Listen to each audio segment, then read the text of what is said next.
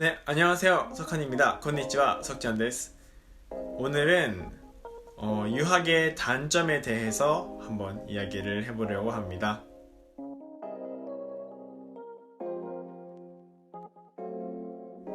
저번에 유학의 장점에 대해서 이야기를 한번 해봤는데요. 장점이 있으면 단점이 있는 법이죠. 오늘은 유학의 단점에 대해서 조금 이야기를 해보려고 합니다. 네, 그 전에 이 단점도 지극히 제 개인적인 생각이기 때문에 그냥 웃고 넘어가 주셨으면 좋겠습니다. 그냥 진지하게 보지 마시고 이런 생각을 가진 사람이 있구나 라는 걸 알아주셨으면 좋겠어요. 유학을 하면 발생하는 첫 번째 단점입니다. 바로 자기 나라에 돌아가지 못한다는 점인데요. 마음대로 돌아가지 못한다는 점이죠. 한국과 일본 같은 경우는 이제 가깝기 때문에 언제든지 돌아갈 수 있다고도 하지만 그래도 당일치기나 1박 2일 이렇게 갔다 오긴 되게 빡빡한 그런 거거든요. 그리고 이제 자기 집에 갔다 오고 싶다고 해서 마음대로 오늘 저녁에 수업 끝나고 가자 이렇게 할 수가 없거든요.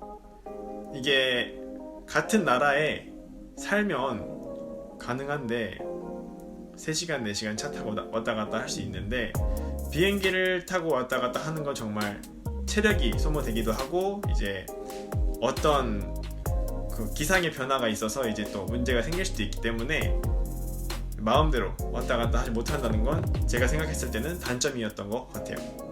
참고로 저는 지금 3년 반째 지금 한 3년 반째 한국에 못 돌아가고 있어요. 네, 어찌 하다 보니까 3년 정도 못 돌아갔는데 이번엔 또 이제 사태가 터져서 또 이제 잠시 귀국을 못하고 있는 상태예요. 이런 것처럼 정말 어떻게 될지 모르기 때문에 이건 정말 단점인 것 같아요. 다음, 수업이 100% 그 나라의 언어라는 거예요. 이게 정말 양날의 검일 수가 있는데 제가 일본에 처음 왔을 때 하나부터 10까지 전부 다 일본어였습니다. 영어도 안 썼고요. 순수 100% 일본어로만 했습니다. 여기서 이게 정말 양날의 검인데 장점이 될 수도 있고 단점이 될 수도 있어요. 처음부터 일본어로 빡 들었을 때 정말 암호처럼 들렸어요. 아무것도 안 들렸습니다. 하지만 이거를 들으려고 노력하고 그리고 조금이라도 그냥 계속 듣다 보니까 한 반년 듣고 1년 듣다 보니까 들리긴 해요. 근데 그 들리기까지의 고통이 정말 심합니다. 아무것도 안 들려요. 정말 이게 무슨 말을 하고 있는 건지 내가 제대로 된 걸 듣고 있는 건지 모를 정도입니다. 한국의 유학 간 분의 말씀을 들었는데 질문도 영어 아니면 한국어로 해야 한다고 해요. 모르는 게 있어도 궁금한 게 있어도 일본어로는 못 물어본다고 합니다. 그렇기 때문에 이거는 제가 생각했을 땐 단점이 될 수도 있다고 해서 단점 쪽에 넣었어요. 하지만 이건 개인적인 거이기 때문에 여러분은 꼭 적극적으로 이야기하셔서 그리고 듣기 연습도 열심히 하시고 열심히 하셔서 장점으로 만드시길 바랍니다. 세 번째는 그 나라의 사람들과 이야기를 할 수 없다는 건데요. 유학을 갔는데 그 나라의 사람과 이야기를 못한다는 것이 무슨 소린가 할 거예요. 유학을 갔는데 만약에 내가 일본에 유학을 왔는데 일본 사람과 얘기를 못한다는 게 무슨 소리예요? 라고 물으실 텐데 유학의 경우는 이제 학교를 다니면 선생님은 일본 사람 그리고 학생분들은 일본인이 아닌 사람들이 올 수밖에 없어요. 일본인이 아닌 사람들이 오게 됩니다. 왜냐면 일본어를 배우러 오는 사람들이기 때문에 기본적으로 일본인들은 안 와요. 그렇기 때문에 학생분들은 전부 외국인으로 구성이 되어 있습니다. 그렇기 때문에 일본 사람들과 이야기를 하려면 자기가 알아서 본인이 알아서 발로 뛰고 어떻게 방법을 찾든가 해야 돼요. 물론 선생님들이 일본이라고 하지만 수가 정말 적기 때문에 그리고 선생님들도 바쁘기 때문에 막 많은 이야기를 나눌 수가 없어요. 그렇기 때문에 그런 친구들을 만들어서 이제 그런 대화를 하는 거는 이제 본인의 몫이라고 저는 생각합니다. 하지만 그게 안 됐을 경우에는 정말 치명적인 단점으로 다가올 수 있기 때문에 주의하시는 게 좋을 것 같아요. 다음은 경제적인 건데요. 이건 정말 모두들 공감하실 거예요. 경제적으로 부담이 정말 많이 됩니다. 네. 비용이 정말 많이 들어요.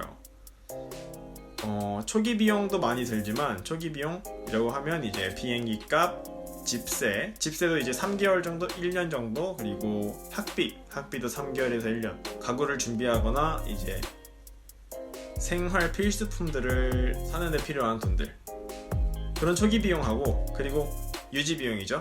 집세, 그리고 유흥비, 그리고 관광비, 그리고 식비, 수도강열비, 하다못해 휴대폰비나 학비, 이런 것들을 다 부담을 해야 되기 때문에 비용적인 면에서는 정말 명확한 단점인 것 같아요. 네, 저도 엄마한테 너무 감사를 하고 있습니다. 어머니 감사합니다.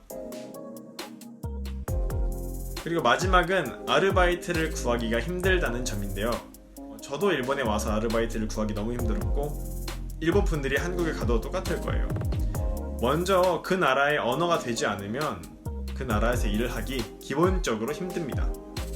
물론 명동이나 홍대, 강남 이런 일본 분들이 많이 오시는 곳들은 일본어만 해도 괜찮아요 라고 하는 곳들도 있을 거예요. 근데 이제 그런 곳들은 아르바이트를 할 수 있어도 한국어가 는다 라는 보장은 없을 것 같아요, 솔직히. 하지만 외국인들의 아르바이트를 알선해주는 곳이나 그런 곳들이 있기 때문에 그런 곳들을 잘 찾아봐서 이제 활용을 하면 좋을 것 같아요, 유학생들도. 그리고 아르바이트를 한다고 해도 제가 알기로는 유학생 신분으로는 주에 28시간 아르바이트를 하면 그 이상은 못하는 걸로 알고 있거든요. 28시간 이상은. 이게 일본에서만 그런 건지 한국에서도 그런 건지 모르겠지만, 똑같다면 아마 28시간 이상을 하면 안 된다고 알고 있습니다. 그렇기 때문에 최대 100 몇 시간이에요. 최대 120 몇 시간인데 그걸로 130 몇 시간인가요? 네, 130 몇 시간인데, 그렇기 때문에 그렇게 많은 돈이 될 거라고는 생각을 하지 않습니다. 그리고 솔직하게 저도 힘들었는데, 저도 이건 진짜 너무 말씀을 드리고 싶은데 힘들어요. 공부하면서 일하기가.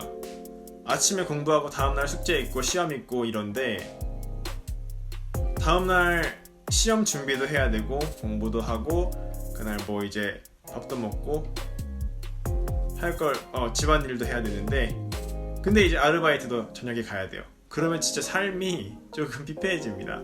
그렇기 때문에 좀 여유가 있으신 분들은 조금 아르바이트는 한 달 뒤에 하시는 걸 추천드려요. 네. 그리고 야간 저녁만 하시는 걸 추천드립니다. 그리고 전 개인적으로 아르바이트가 정말 구하기 힘들지만 하셨으면 좋겠어요. 왜냐면 아르바이트를 하면 그 나라의 문화를 많이 느낄 수 있습니다. 저도 편의점 알바, 그리고 처음에 채소가게 알바를 했는데 정말 많은 걸 느꼈기 때문에, 네, 그 나라의 문화 같은 걸 느낄 수가 있기 때문에 아르바이트는 꼭 하셨으면 좋겠어요. 네, 어렵지만.